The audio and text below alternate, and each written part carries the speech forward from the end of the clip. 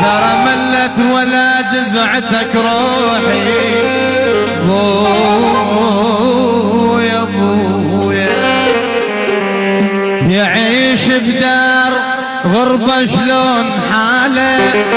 أهله وأخوته ما حد إجاله يعيش بدار غربة شلون حاله أهله وقربته ما حد إجاله